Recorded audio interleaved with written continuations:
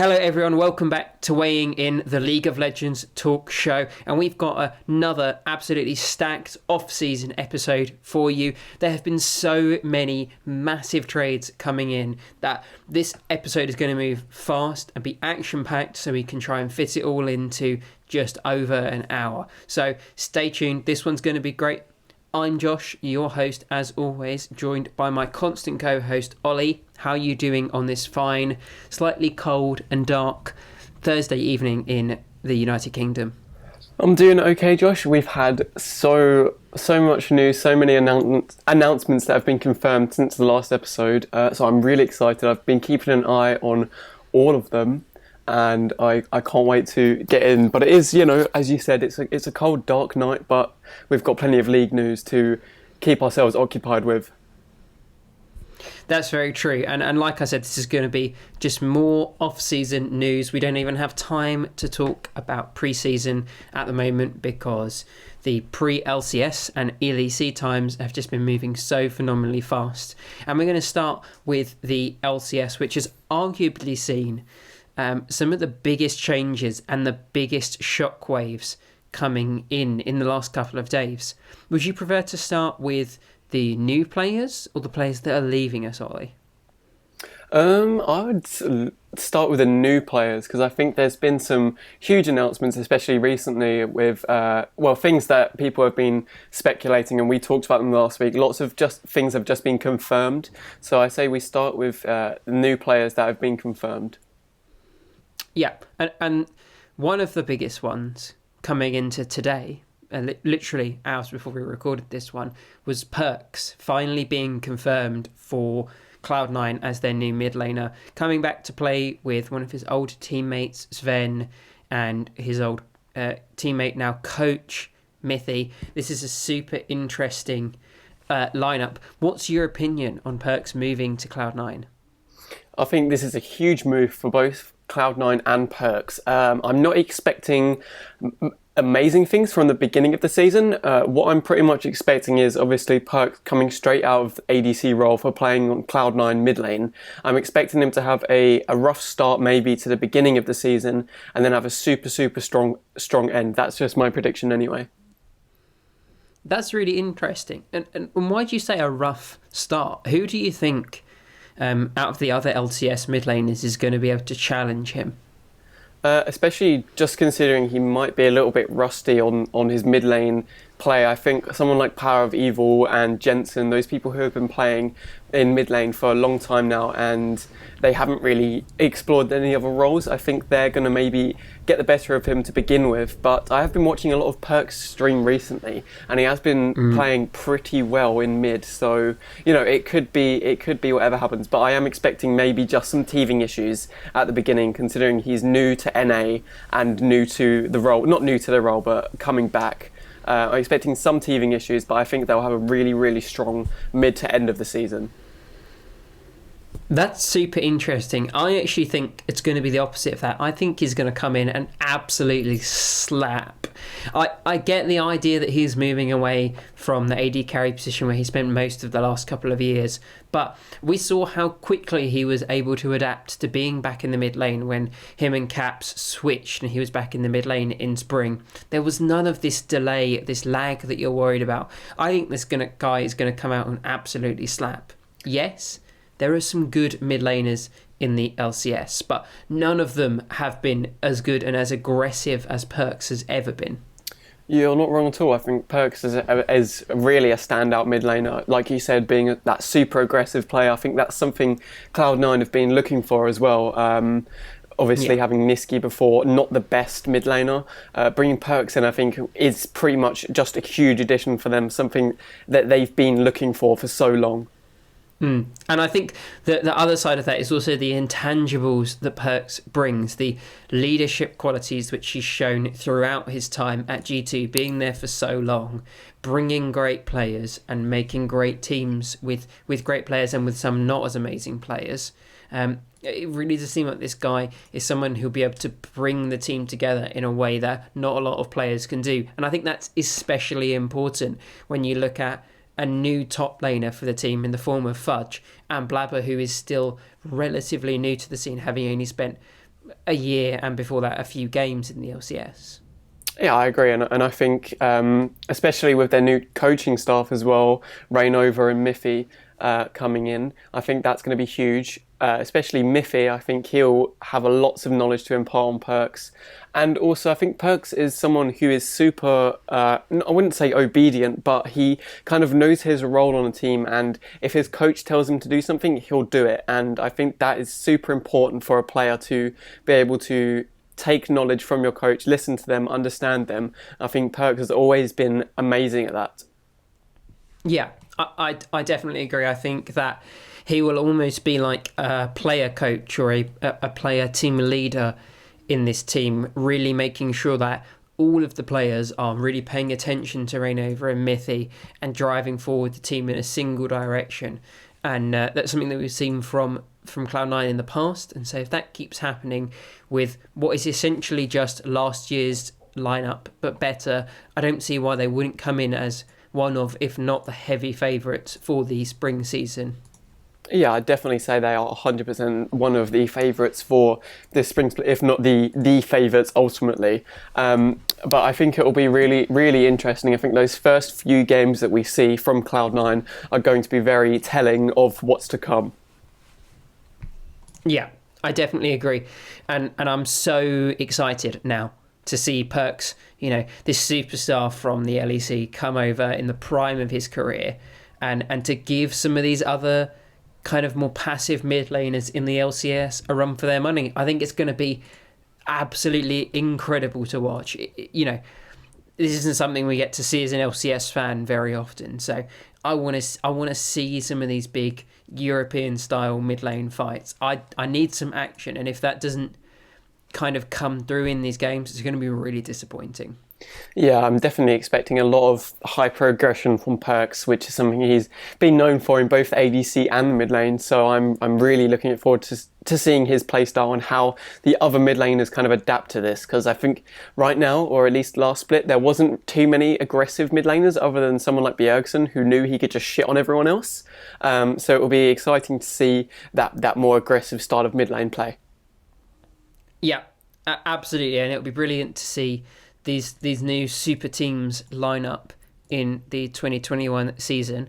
Another super team that was shaping up but has been put into a lot of uncertainty recently is the TSM. And I mean, just a few hours before we started recording this podcast, we had the confirmation.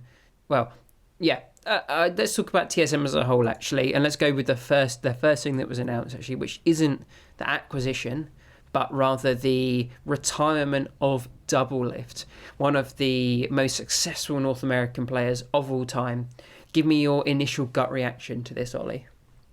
I thought, to be honest, it was a bit of a weird one. I think he recently has really received a lot of shit within the league community from lots of different sources that maybe have influenced him to come to this decision, because recently, with the first 5 years of his career, he won nothing, and then in the last 5 years he's won so much, like 8 out of the last 11 LCS splits he's won with TSM. Yeah. And not just TSM, sorry, but they've done Liquid, Doublelift has achieved so much recently that I think he, if motivated enough, could have gone on to win more, but it's just sad to see him gone. And I think maybe it was about the right time, because he recently hasn't been super on form, but I think he still had something left in him, I think. Yeah, I think it's a very interesting time for him to retire. Like you say, he hasn't had the most successful splits in the last year or so, but even so, he could have been one of the best AD carries in North America.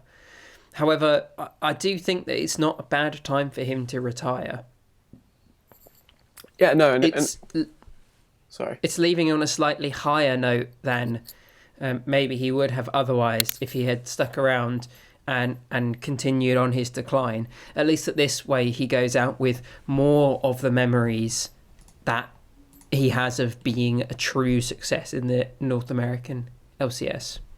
Yeah, I agree, and I think obviously it's every player's goal to win worlds or win one of these big competitions. But I think Doublelift, as he was playing towards the end of that split, didn't look like a world champion winning ADC, and I think he kind of recognised that. But I'm super excited to see where he takes his career next, and I'm sure he'll still be around, and we'll definitely still be hearing his name soon. And he didn't completely say he was done with playing either, so that kind of fills me with a little bit of hope that he'll maybe come back in a year or so, something like that, but we'll have to just wait and see. Yeah, I mean, we have seen him take a short break for half a year before, but that genuinely felt different to me. I think this is going to be something more permanent, especially because he didn't say that he was, going to just go and stream or move to the coaching role like Bjergsen has recently done. It kind of felt like quite a definite finish to me, and I'm sure that he probably will just be streaming or just be a community creator or something like that, but I'm not necessarily sure that we're going to see this guy back in the LCS, which is a massive shame. Yeah, it's definitely a shame. I think the timing was pretty good though, and I feel like he'll definitely be remembered for years to come as being one of the best ADCs to ever touch League. One of the best North American players of all time is undoubtedly. There's no one who has won as much as this guy, had so much success for such a long period of time. It's a truly unique achievement. Agreed, and especially in the last 5 years with his come up and during the peak of his career playing out of his mind 3 or 4 years ago, definitely everyone, unquestionably, he was the best in North America.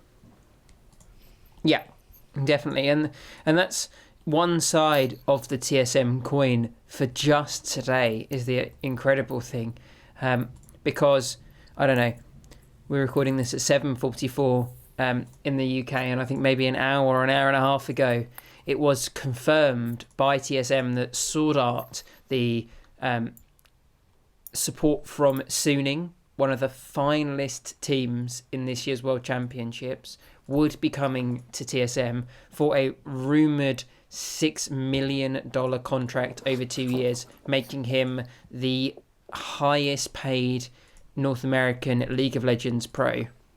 Yeah, and I think this news is so good for TSM because I think he was undoubtedly one of, if not the best supports throughout Worlds as well, and has been for such a long time. Like, everyone knows Swordart, everyone knows what he's capable of, and I think it's going to be so exciting to see him in North America. I think he's going to give every single support run for their money. Yeah, it's great to see another super high caliber all-star support coming in. And if you think about the range of supports we've got in North America now, you've got Swordart, you've got Vulcan, we've got Core JJ, we've got Ignar. Those are 4 really high level supports, and then we've also got some newer ones in now, so I think this support position is actually going to be really, really competitive, and it'll be amazing to see what Swordart can do with this TSM team as they begin to kind of finally fill out this lineup, which is still looking slightly worrying to me, if I'm honest. Yeah, I agree, and I think, like you said, the support role right now is looking like it's got the most stars in it, to be honest, than any other role, which is actually really exciting, because if you compare Swordart to someone like Core JJ, who we would have said was probably the best support last season, I would go with Swordart being better, to be honest. So it will be really exciting to see the competitiveness in the support role, which is something last season definitely, Core JJ was the best undoubtedly. So at least there's some kind of competition for him. Yeah, definitely. I think it'll be really interesting to see. But this does kind of put more concern around the TSM lineup coming for next year. It'll be super interesting to see what happens, because with Doublelift retiring, it's quite likely now that TSM aim to retain Lost, their academy AD carry, and move him up to the main roster, as he's been performing really well in academy. But he was supposed to be traded to EG, in exchange for Huni. And so it'd be really interesting to see whether or not TSM can indeed get Huni again. And if they can't, who they decide to bring into that top lane position. Yeah, and like you said, that was going to be a switch. So I'm sure there's discussions going on now, and I'm also sure that this announcement from Doublelift is something that he has been planning for weeks, if not months. So I'm sure that there's some kind of back netting behind this, and it's not just a rash announcement that he's just made overnight. So I'm sure TSM and Doublelift have both thought it through about what they're going to do. Yeah, we would hope there is a contingency plan in some way. Looking at that lineup, if they manage to lock down Huni, that would be Huni, Speaker, Power of Evil, Lost and Swordart. How do you rate this in the prospective LCS lineups for next year? I think this will actually be a really, really exciting lineup. I think with Lost playing with someone of Swordart's caliber, it will be really good for his confidence as well, coming from the academy, and then one of the best mid laners in the NA right now, Power of Evil in the mid lane.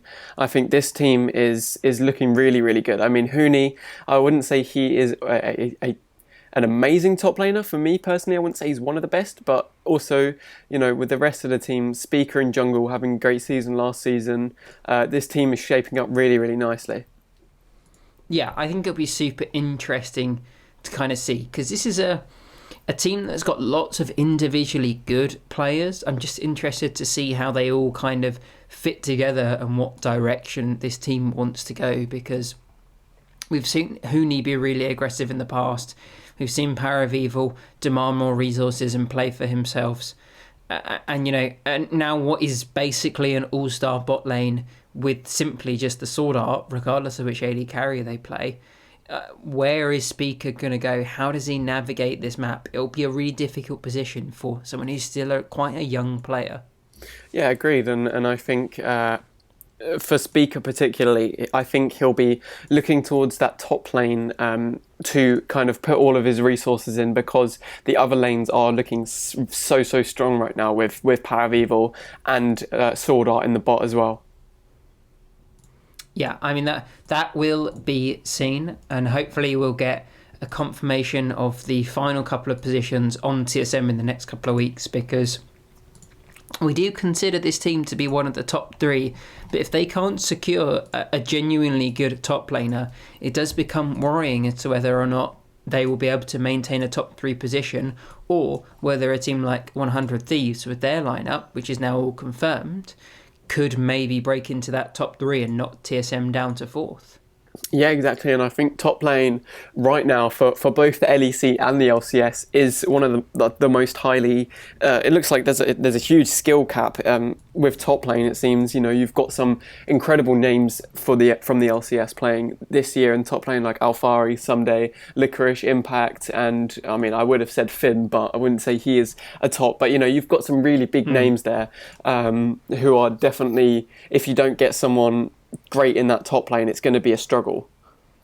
Yeah, I have to agree. And let's move away from some of our top teams now and go to some of the teams that we expect to struggle more. And I hope you don't mind, Ollie, but I'm going to go on a little bit of a rant about CLG for not the first time. Oh man, it hurts to watch CLG make a team every year. You agree with me on at least that? Yeah, 100%. It's just... where do I begin with this team? It seems like someone picked names out of a hat of mediocre players. It is absolutely atrocious for anyone to be building this sort of a lineup in 2021. And the whole team's been confirmed. So we're looking at Finn, Broxer, Pobelter, Wild Turtle and Smoothie. And there are some genuinely quite good players in this lineup. But it just doesn't make sense to me. Why bring Finn as your kind of European import, paying a lot of money to get him off of one of the European teams when he really struggled at Worlds with Rogue? We've seen Broxer have a bad year. We've seen Pobelter not start the LCS last year and then be picked up by CLG to essentially save their year last year.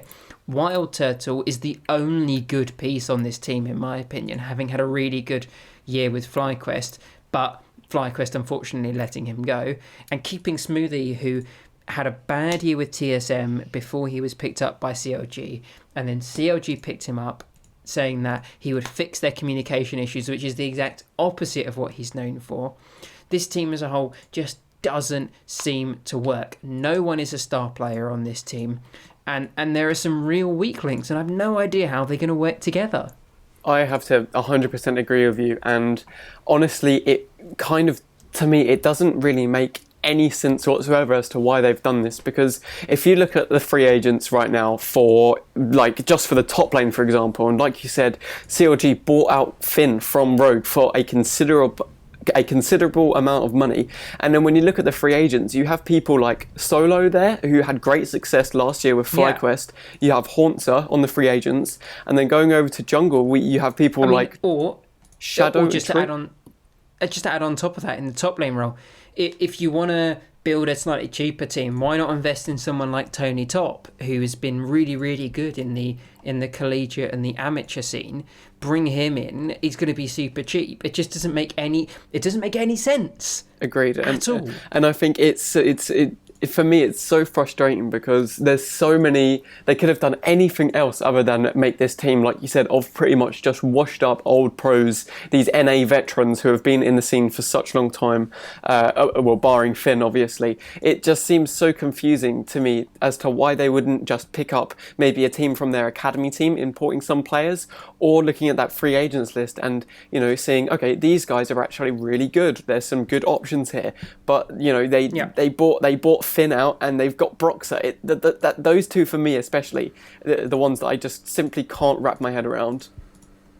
I know, it's genuinely a really confusing team, and I much would have preferred if they've, I don't know, gotten someone like Tony Top to bring in the top lane, bring in Golden Glue, who I think consistently performs very well, or go with someone less experienced like Tuesday. The AD carry pool admittedly was a little bit weak, but they've clearly picked up a really good talent coming off a great year in the form of Wild Turtle, and then pick up any one of these, you know, young up and coming supports. And I don't even mind what jungler you have. Keep Broxer, get X-Smithy. Either of those guys would be fine as more of a stable force. But I don't understand this team because there are no rookies on the team. There's no superstar. There's no direction. There's no one to play around. It just seems, silly. Yeah, there's no real. It just seems like they've gone, okay, who's the biggest names coming out of last season? Who are these guys who are these NA veterans? That's who we want to make a team around. And to me, it just doesn't make sense. It seems like they've built a team around Finn, who was the weakest member on Rogue, buying him out from Rogue. For me, that is just like complete. It doesn't make any sense that they've decided to form a team based on a washed up player. And someone who didn't have success last season, didn't play well, wasn't at the top of his role, wasn't even at the top of his team. For me, it just seems silly. Yeah, it is truly, truly frustrating, and I don't think I will ever understand quite what is going through the minds over at CLG at the moment. But god damn it, again, for another year, it must suck to be a CLG fan, because this team, in my opinion, is almost definitely going to be 9th or 10th again for the 3rd or 4th split in a row. Yeah, I think definitely, unless there's some complete shock and these players are all playing like they did back in 2016 again, and just absolutely dominate, which is super unlikely. But yeah, like you said, it looks like this team again finishing 9th, 8th, 10th, so it's super disappointing. It must be really disappointing to be a CLG fan. Yeah, and if you're a CLG fan, then fucking God bless you, genuinely. But let's move away from our washed up pros to our teams of rookies as we kind of close out the LCS. We've seen a lot of really fresh faces come in to this new season of the LCS, and the teams that we're kind of looking for to be filled with fresh faces is a team like Immortals, a team like FlyQuest as well, both coming in with massive rookies. Let's talk about Immortals first. We're looking at Revenge, Xerxes and Potluck, Insanity, Raze and Destiny. What do you think of that team of mostly rookies? Yeah, I'm quite excited for this Immortals side. Obviously, not having great success last season, haven't had success in quite a while. They decided to switch it up, clearly. And I think, to be honest, getting a team of rookies in is probably one of the best things that they could have done to try and switch it up, try and coach these new players. And I am quite excited to see what they can achieve this season. I'm not expecting sparkling at all whatsoever, but they could give it a go and maybe potentially contest a top 6, top 7 spot. And for a team of rookies, that's not bad at all. When you look at the quality of some of the teams right now in the LCS with these huge names, I think they honestly have a good shot at doing okay, and I'm not too disappointed with what Immortals have done. I think it's 10 times better than what CLG have done. Same, I have to agree, and I think this is the right kind of rookie team that we've seen, because you've got a couple of people who have played a little bit before. We've seen Xerxes have a really, really good year in the LEC. We've seen Insanity have a little bit of LCS experience last year, and we've seen Raze and Destiny perform really well over in the minor regions. So that all of those guys have a little bit more experience, whereas Revenge, coming in as regularly the number 1 rated North American ladder player, and Insanity, although playing a little bit, I would still consider him a massive rookie. These two guys in the solo lanes are going to be really well supported, I feel, by the rest of this Immortals lineup. Yeah, I 100% agree. And like you said, Raze and Destiny, they're one of my favourite bot lanes from the minor regions. I think just watching some of their clips is really exciting. I love the way Raze plays. He seems like he's got some amazing mechanics and looks to be probably one of the most mechanical ADCs in the LCS, to be honest. He seems like he's got great game knowledge, great mechanics, and along with Destiny, they've played together before, had some success, so it'll be exciting to see what they can do on this lineup. It definitely will be. And the other mainly rookie team is FlyQuest. After FlyQuest lost all of their roster that went to Worlds as the 3rd place team from North America in 2020, they've built a roster that I'm really excited for again this year, and I can't wait to see what they're going to do, because they picked up 3 pieces from Cloud9, the only one being in the LCS was Licorice, and then the 2 academy players, Palafox and Diamond, who have been performing exceptionally well.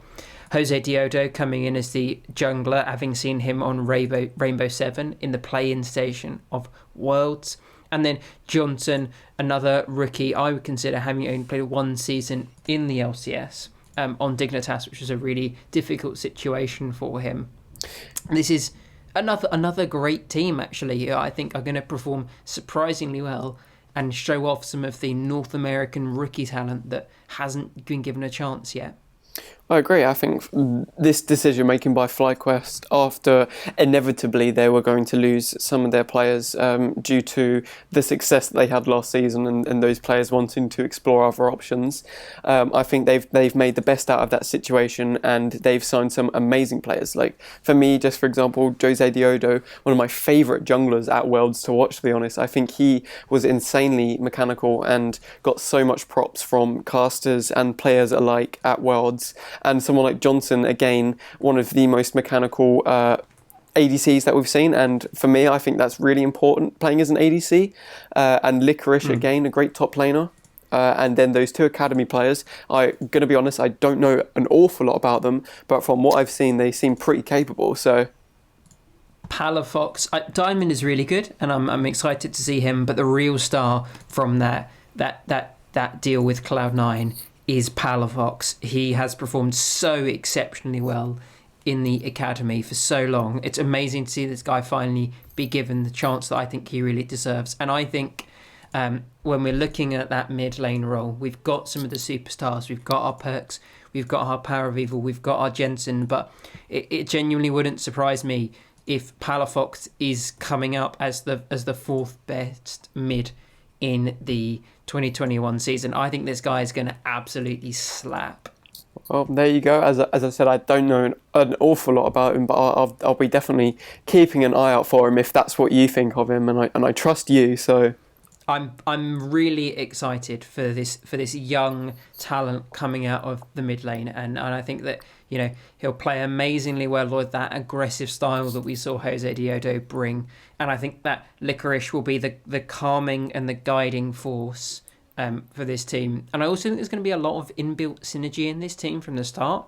So we might see this team start off really strong as well, with both Palafox and Diamond playing together and being, although on the Academy version, on the same team as Licorice. So having some of that, almost a little bit of inbuilt friendship, inbuilt synergy, having known each other quite closely.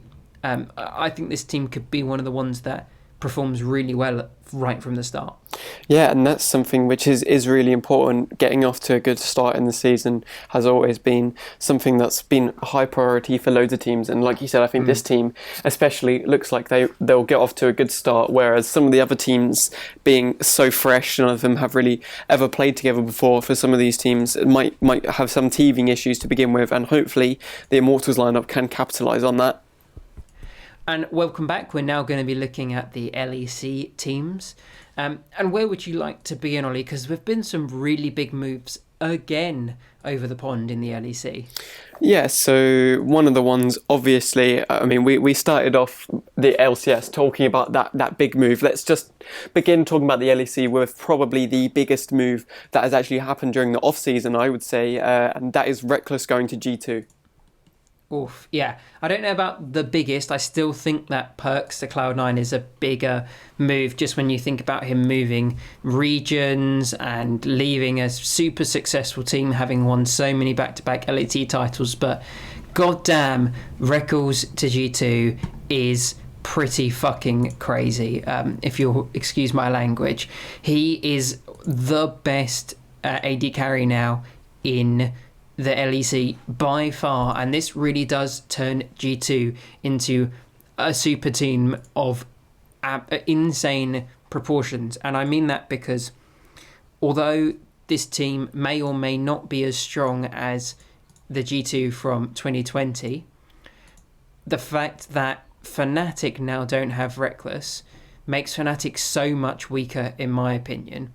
And so it's almost as if they might not have any competition this time around.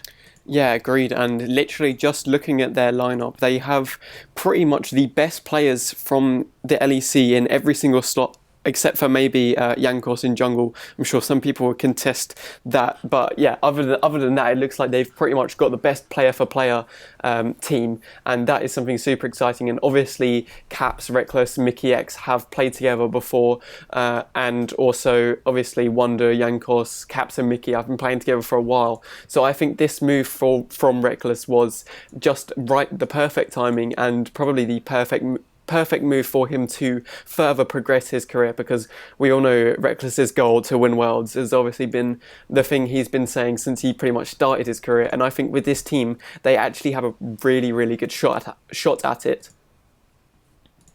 Yeah, I think that they'll have an equal, if not better shot than G2 have had in the past. They have always fallen short, unfortunately, but it'll be super interesting to see how this new bot lane, the new mid, like AD carry mid, kind of all gels together. It'll be super, super, super interesting to see. But I do think that by far this is going to be the strongest team in the LEC. I don't think anyone's going to quite come close. Agreed, and I expect them to get off to a crazy good start with this lineup, and then continue that success throughout the split, to be honest, unless there's some kind of internal issues, which honestly I don't see happening, because all of these guys, especially Caps, Rekkles and Mickey, have been friends for such a long time, and it will be super, super exciting to see them all playing together again. Yes, it definitely will. I absolutely can't wait. But when you look at the hole that left in Fnatic have made 2 signings to try and improve their team, to give them a chance of challenging G2. They signed Upset from the free agent pool as their new AD carry, and then they've also brought over Niski from Cloud9 in North America. What do you think of those 2 signings? I think the Niski move is something that is probably the most odd to me because, you've got a pretty mediocre mid laner from North America to come over and fill a spot of someone who was, again, a pretty mediocre mid laner from the LEC. It just kind of seems like it's just a slight upgrade and maybe not 100% worth it, and leaves Nemesis in a bit of an odd spot. But for upset, I think it's extremely hard to fill someone like Rekkles' shoes. But I think if it was going to be anyone, it would be Crownshot or Upset, or maybe Patrick, because I think those three are the next three best ADCs, at least from the LEC, and I think he's going to have a tough job to do. It's like I said, extremely hard to fill someone like Rekkles' shoes, but hopefully he gives it his best shot. I think he is an extremely good ADC, definitely underrated in my opinion, and definitely a very mechanical player and aggressive as well, which is something that complements Hylissang. So I think that bot lane is not going to be as strong as it once was maybe, but still hopefully that pairing of Upset and Hylissang, the aggressive bot lane looking to get those early kills, will shine through. Yeah, I definitely think it will. They could be quite aggressive, and that'll be really interesting to see how much pressure they can put on some of the other members of the LEC bot lanes, because they haven't always been the best at receiving that pressure, especially when you think about international competition. Agreed, and I think also with someone like, obviously not Selfmade hasn't been confirmed to stay, but he pretty much is looking like he'll stay. With someone like Selfmade in your jungle as well, you've got a pretty aggressive lineup coming, and that's something again I've always loved watching, that more aggressive league. So it's whether it's good or bad, it will be fun to watch regardless. Yeah, definitely. I absolutely cannot wait to see how these top two teams from the LEC kind of shape up and look to improve. Yeah, exactly. And also some more Fnatic news. We obviously heard earlier today actually that Yamato Cannon has signed for Fnatic. Yes, you know what, I know that I've even mentioned that before we started, and I had already forgot because I wasn't checking that coach line in our spreadsheet, but Jesus Christ, what an incredible signing for Fnatic. I think this could be the biggest coaching pickup in the whole League of Legends sphere, maybe barring Bjergsen going to coach, but that's not even really a pickup.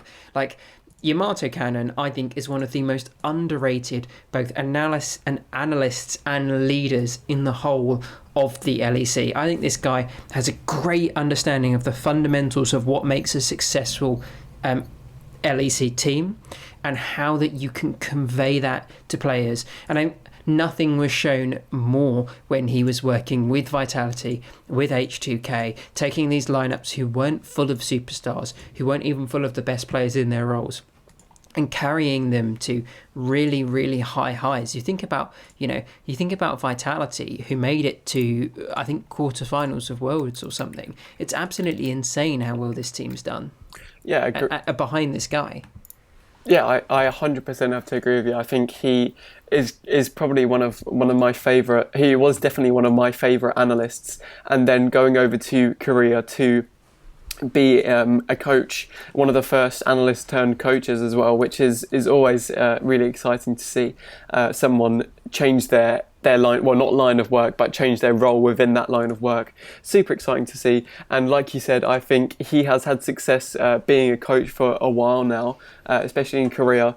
And yeah, coming over to Fnatic, I think this is a huge move. Obviously, Fnatic lost Miffy, the head coach, for them for last season, and replacing it with someone who is arguably better, more experienced. Yeah, I think that it will be great to see this guy back in a coaching role, and I can't wait. I think that the analysis that he provides and the leadership, the inspirational figure where it's very clear that all of the pros are going to be listening to him, will really guide this team as they have made 2 changes. So although it's a number of players who have played together, it will be great to see them, take a new direction, hopefully, under Yamato Cannon's lead. Yep, I agree, and it will be really exciting with this lineup as well, because obviously everyone knows who Yamato Cannon is. I'm sure some of these guys on the Fnatic team have already been friends of him for some time now, and it will be exciting to see what this team produces. Yeah, 100%. And I kind of think this makes it a very interesting and difficult position going down the lineup, because who do you pick as a third place team in the LEC next year? I mean, that is a question, but for me, I would have to say there's just one team that kind of, other than G2 and Fnatic, sticks out for me, and that is this Schalke lineup. Yeah, you know what? I'd almost forgotten that Schalke had existed until you said that, and now reading the lineup once again, the fact that they have held on to Gilius, Argate, and Limit, picking up Broken Blade, and we're waiting for the confirmation that they'll pick up Neon as well. This team simply looks like a better version of last year's team, even with the same coaching staff. I think that the way that we saw this team turn around and get better and better and better, I expect that to continue in the 2021 season. Yeah, I think you pretty much summed it up perfectly for this team. Obviously, Broken Blade coming in, which has been confirmed for that top lane. I think that's also super, super exciting, as Broken Blade and Abadage have played together before a long time ago. So there should be already some synergy there. Abadage having a great season last season as well.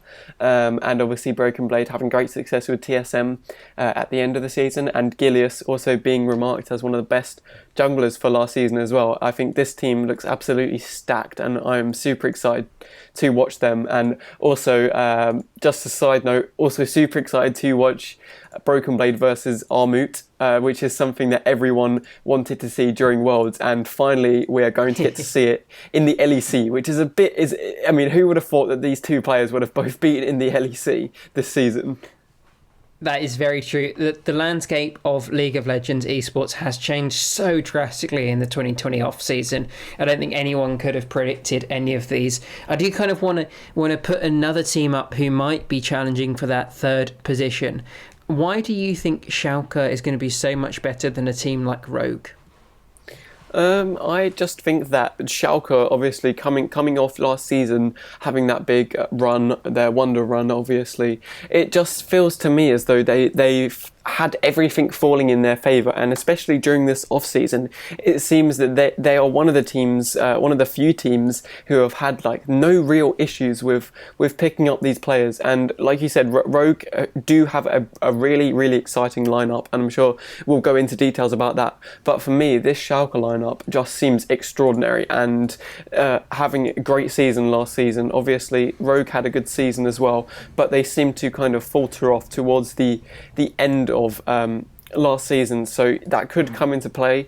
But like you said, they do have a really nice looking team. I would probably put them in 4th place, just because I think that Schalke lineup is so explosive and exciting.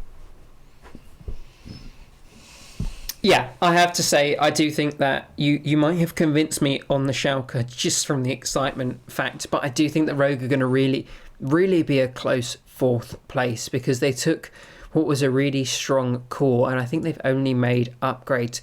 We look at Odo Armne coming in over Finn. That's such a clear upgrade, and it really removes the weakest point from this team. And I'll admit I don't know much about their new support Trimby, but I have such faith in Hansama as just a stable, consistent and effective bot laner that I don't think there's going to be any massive issues with a new support.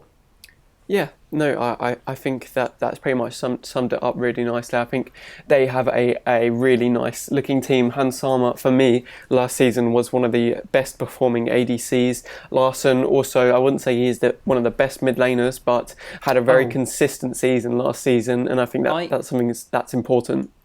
I would argue that he is still one of the best mid laners in the LEC. I think we can all agree that Caps is by far the best mid laner coming into this 2021 season. But after that, you're looking at people like Humanoid, like Larson, like Abadage, and I think very easily Larson could be argued to be the best of that middle pack. Not quite on Caps' calibre, but the best of the rest. Yeah, I mean, I wouldn't necessarily argue with that, except for maybe someone like Abadage. We've talked about his success with Schalke last season, towards the end with that miracle run that they made, and yeah, he was definitely one of the best performing on the team and definitely best performing in the mid lane, bar caps, like you said. So, I think that's definitely a point of contention, because having that success and just pretty much in the games that Schalke played against Rogue, beating Larsen in the mid lane, for me, it kind of makes me lean towards maybe Schalke being the better team, like we talked about, and Abadage maybe being the better mid laner. Well, I mean, we'll have to see, and I think that's a position that everyone should be paying attention to really closely, because, all of those middle-of-the-pack mid laners, I think, will be scrapping each other. It will be some great back and forths, and I can't wait to see that, because, we haven't always seen this mid lane position in the last couple of years be so competitive in the LEC as we knew that it once was many years ago. And so if we can see this new breed of European mid laners come up, really start to challenge each other and push each other forward to maybe challenge with caps in the future, I think this will only be really, really good for the region. Yeah, I agree. And like you said, that mid lane role has pretty much just been dominated by Caps, at least for the last few years, because right now, at the peak of his career, obviously, he is just an insane player. But one thought that did just spring into my mind, and this is completely hypothetical, but could you imagine if instead of retiring or going to that coaching spot, Bjergsen decided, I'm going to go and give Caps a run for his money in the LEC and filled in for a spot like Fnatic, something like that. That would have been, for me, exciting as fuck. I think that would have been crazy. But that was just a thought that popped into my mind. It would have been pretty insane, but unfortunately for, I think, anyone's hopes of G2 not continuing their mega win streak in the LEC, that crazy situation didn't happen, and so unfortunately we must now once again spend another year bowing down to our LEC overlords, G2. Yeah, and rightfully so. I mean, they just have done everything right, especially in the off-season. They've done everything right, keeping that team because they had great success, and then switching out arguably the weak point on the team. And I mean, you cannot even say that Perkz was a weak point, because he was such consistent, even off-role. But Rekkles, obviously, pretty much a direct upgrade for that role. It's the only upgrade that they could really make, and they did it.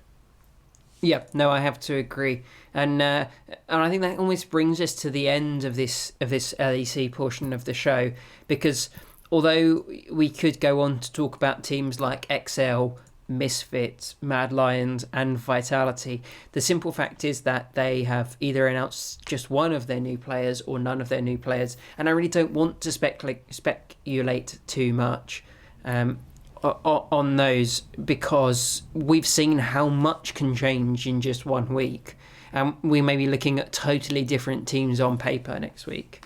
Yeah, just as a quick note, just for the LEC, I think this XL lineup actually, sorry, just to string it out a bit more, this XL lineup looks actually really exciting to me. I'm sorry, I had to get this in there, because for me this team actually shows a lot of promise. Nothing has been confirmed, like you said.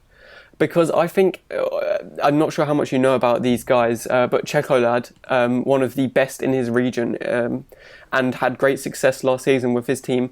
Dan, who used to play for the Fnatic Academy team, did really well with Fnatic Rising. And then Patrick and Tori, I think, are a great bot lane. I think Patrick's one of the best ADCs in the LEC. I know people are going to come at me for that, but...